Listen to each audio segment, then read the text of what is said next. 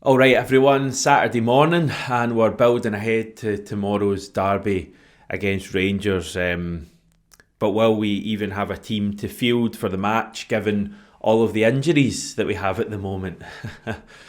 We're talking about that today.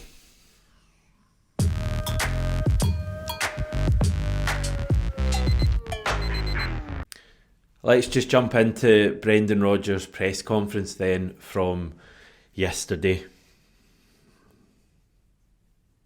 I can't do this.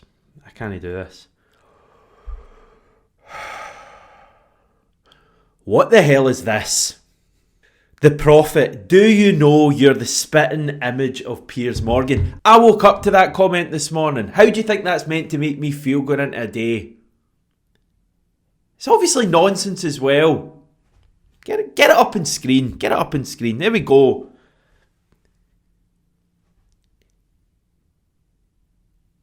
See, nothing like him. Right, put this to bed. Always start with a joke, everyone. I must admit that did get me this morning when I saw that comment. I think we'll have a little time out for the Prophet. You're banned from commenting for the next 10 years should do it. Back in time for the end of the Adidas deal. I'm joking, of course, but please don't say I look like Piers Morgan. Okay, what are we talking about today? Well, I guess the derby tomorrow. I'll let you in on a little secret, everyone.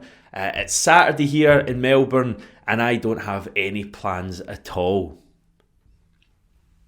So why don't we do a pretty lengthy video today? Because there was enough that happened yesterday. Loads of stuff to talk about from yesterday's press conferences. And of course tomorrow's derby against Rangers. So let's have a fun video. Okay, we'll jump in with Brendan Rodgers' press conference yesterday and in particular the injury stuff, and no real laughing matter here to be honest. First up was Jota and the unsubstantiated rumours about Jota. Turned out to be substantiated, I guess. Brendan Rodgers says he will miss probably 6 to 9 months. It's his cruciate ligament, which is in your knee. You would all have known that, of course. 6 to 9 months, obviously a pretty broad estimate. Pretty large gap between the two, but obviously understand why they maybe don't know for sure at this stage. 6 months would see Jota back in early November. 9 months would be February, which is fair to say is a pretty long time away. So yeah, this is just about as bad as things could be for Celtic and for Jota. Let's just hope we can cope without him over the next wee period. I was taking a look actually at his career injury record via Transfer Marked, and I'm always kind of a little bit unsure how reliable this stuff is. But yeah, he doesn't really appear to have ever had any major injuries over the course of his career. You're talking, when you look at the days out, maximum so far has been 34 days. But mainly pretty small injuries. You're looking at this one he's got now, half a year best case scenario. It's a real long time he's going to miss. So it's going to be a big test for Jota to come through this. I think Brendan Rodgers saying he's pretty philosophical, Jota, and I think we all know that about him. And hopefully he can just come through this in the best way and perform for us when he comes back. But there's no doubt we're going to miss him. There's no doubt it's a bit of a blow there. Elsewhere, in terms of the other injury stuff the manager told us about yesterday, Alistair Johnson won't play tomorrow. Now, going between Brendan Rodgers' press conference and his interview with Sky Sports, story here with Alistair Johnson is that he's been having hip issues for a wee bit of time. I think since the last international break, which isn't that long ago, is it? Is that a month ago? Maybe about 6 weeks ago. I just wonder because Alistair Johnson was so poor in the last derby, uncharacteristically poor. And I think a lot of us watching that game, me certainly, I felt that he was carrying some sort of an injury. So I'm not totally surprised to hear that he's had some sort of hip issue. The club have had him down in London earlier this week and he's had an injection, but he now has to rest for a little period. So he's going to miss this weekend's game. He's also almost certainly going to miss Hibs next week and then hopefully back for maybe the final couple of weeks of the season. The club clearly here prioritising the Scottish Cup final over tomorrow's game, which I think is absolutely fair enough. As much as I want to win tomorrow, and I really want to win, everyone, I know you'll be the same, clearly it's no contest between winning tomorrow and winning the Scottish Cup final. If you had to choose one, I think we'd all choose the Scottish Cup final for another trophy. That's a fairly obvious thing to say. But why do we have to choose? We don't. We can go and win both of those games, and let's hope that's the case. But Alistair Johnston won't play tomorrow. Dane Murray also out for the rest of the season with a knee issue. Hyun-Jun Yang potentially back for the game tomorrow. He's back in training. They'll make a decision on him ahead of the game. Nicholas Kuhn is yet another Celtic player with a knee issue. Not quite sure what's going on there. He has a bit of bruising, but should be good for Ibrox. He missed training yesterday, so did Daizen Maeda. The situation on Maeda is that he should be fine. And thank God for that, because we're really being tested with the injury stuff right now between Casper and Jota and Yang and Alistair Johnston. Thank God Daizen's okay and is going to start tomorrow, probably at left wing. No word in Kasper Schmeichel either at the press conference or in the Sky interview. He said last week that he's hoping to be back for the Cup final, so certainly hoping that's the case, but he won't play at Ibrox. In terms of the team for the game, you really wouldn't have predicted that back five to be starting this game a month ago. CCV probably the only one you'd have in there. So yeah, we're talking about Sinizalo in goal, a back four of Anthony Ralston, Cameron Carter-Vickers, Liam Scales and Greg Taylor. A few surprise ones in there, as I say, a matter of weeks ago you wouldn't have had a number of them playing, and clearly it's as a result of certain injuries and I guess loss of form in some cases. But I still feel all right about that defence, actually. And there's a fair bit of experience there.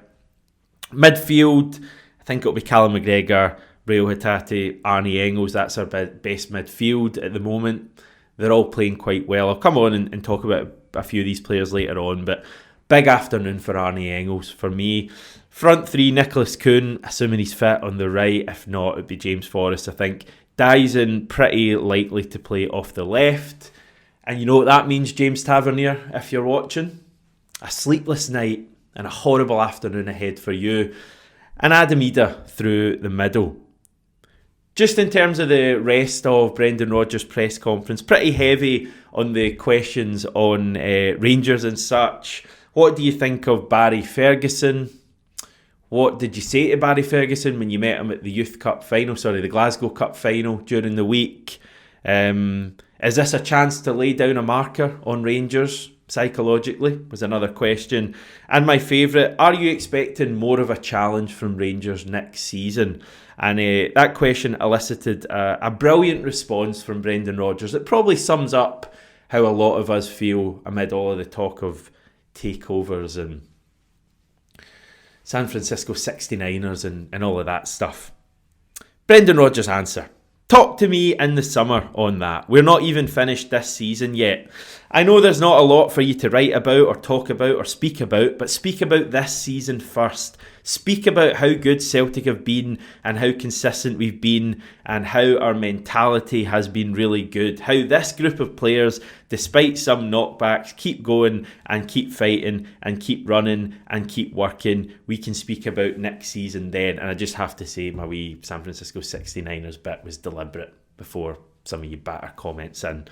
Yeah, Brendan Rodgers, I think totally right. I know there's a want from the media to have a title race, a title fight in Scotland, and they don't really want Celtic to be so far ahead, and that's why we're getting questions like, do you expect a bigger challenge from Rangers next year? And we're getting articles like the one a couple of weeks ago talking about tedious trebles and all that. And to be honest, it's glorious because as Celtic fans, we just know that we're witnessing a really special team. And to be honest, we don't really need the credit from the media at all. We all know how we feel about this team. We all know that it's not boring, monotonous, tedious watching Celtic win trophies and win trebles and all of that stuff. But I think Brendan Rodgers is right to back up his team and the effort they've put in this season. And it's a point I think he made recently.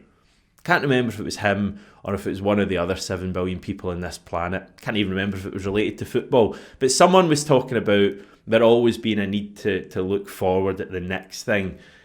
And a lot of the time it's about focusing on the here and now. And, these things will take care of themselves.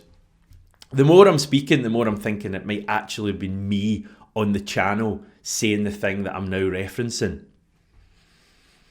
Anyway, I think there's a sense from the media that this season is already over, and we're just going to roll up to Hampden and win the treble, and then next season, Rangers will their money from who, and they're going to suddenly be amazing, and we're going to have a title fight. So let's just get excited about next season. No, Celtic have worked incredibly hard to get into this position, going into May where we've got two trophies, Barry Ferguson in the bag, and we're going for a third one.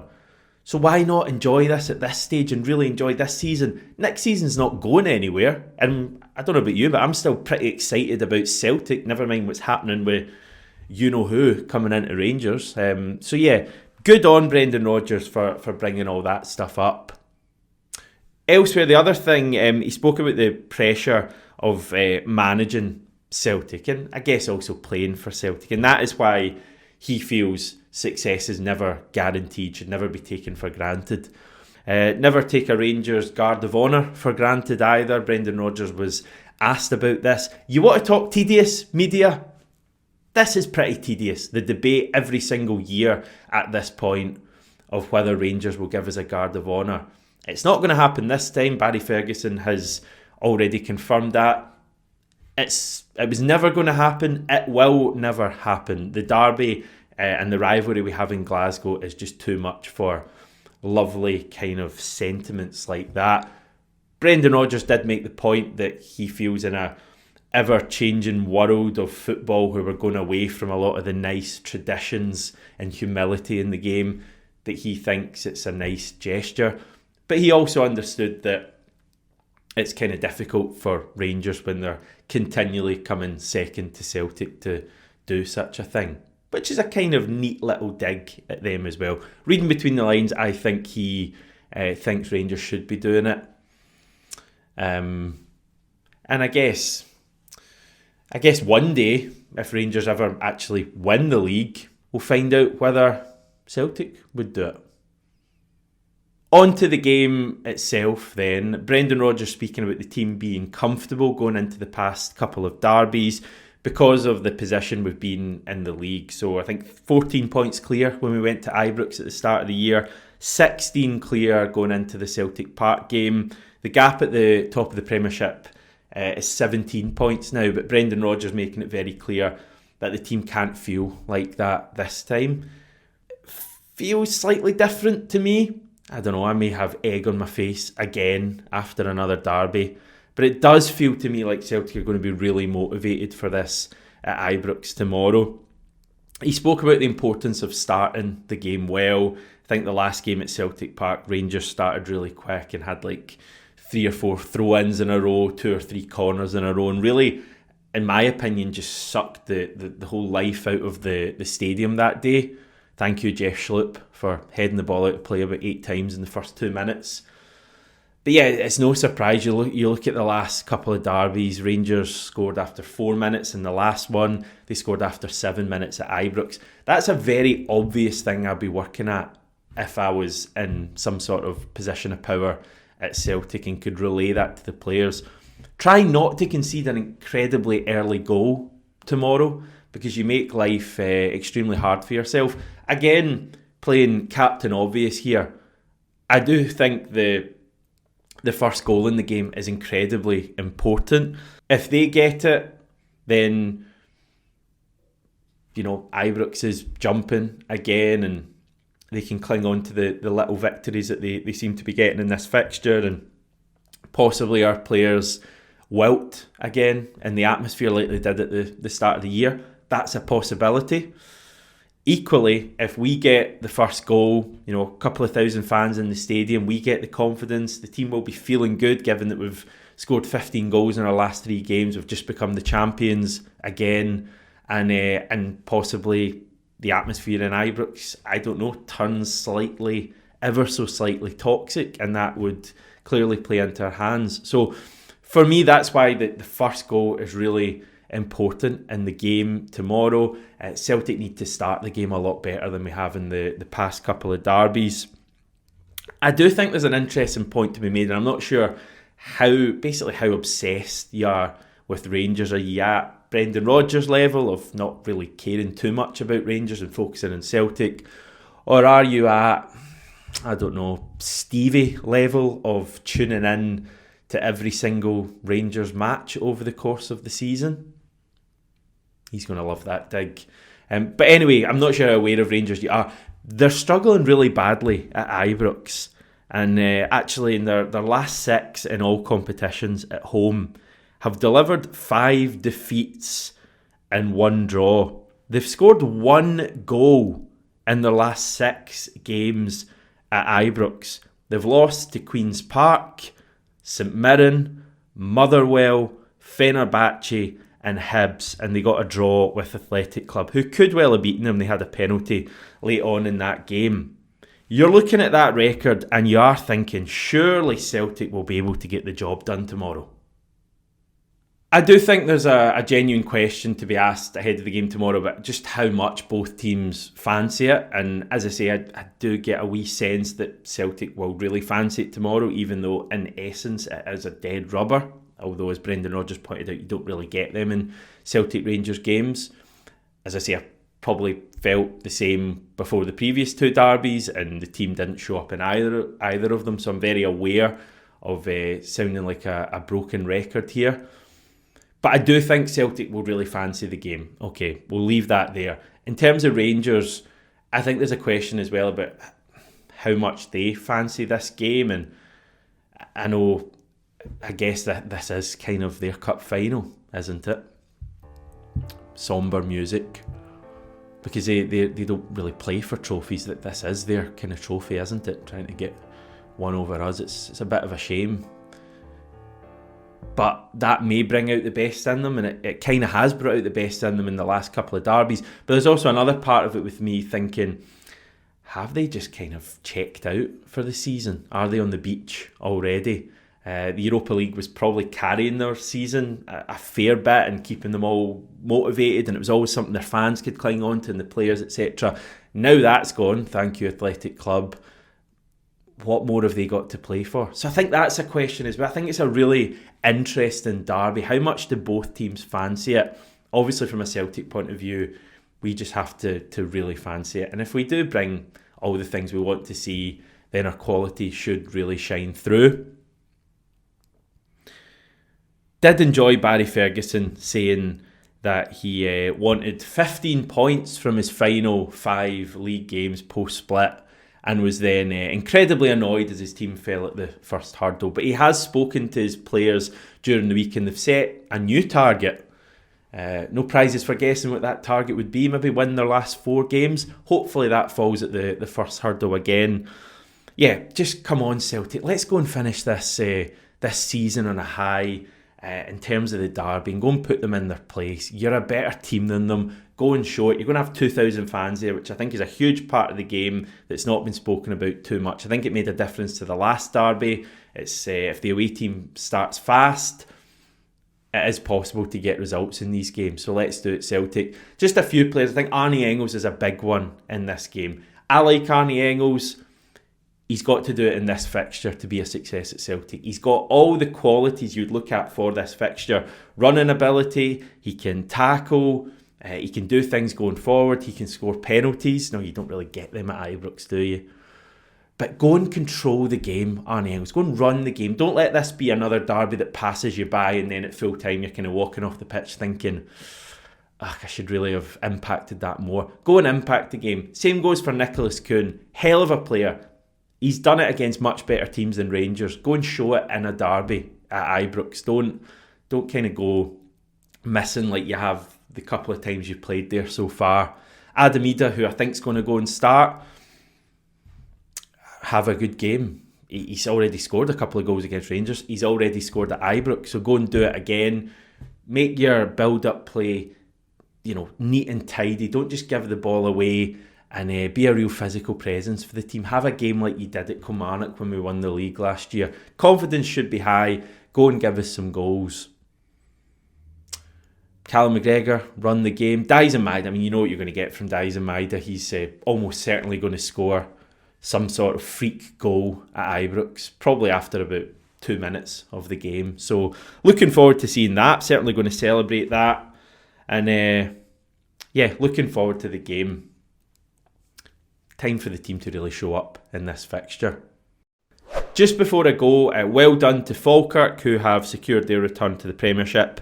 They'll be opponents for us next season, and I do always enjoy seeing new teams coming into the league. And if they're anything like they were earlier in the season at Celtic Park, they'll be a breath of fresh air. Enjoy the game tomorrow, everyone. We will have a video for you after the game, and it's a slightly different one that was mentioned earlier in the week. But speak to you after the game.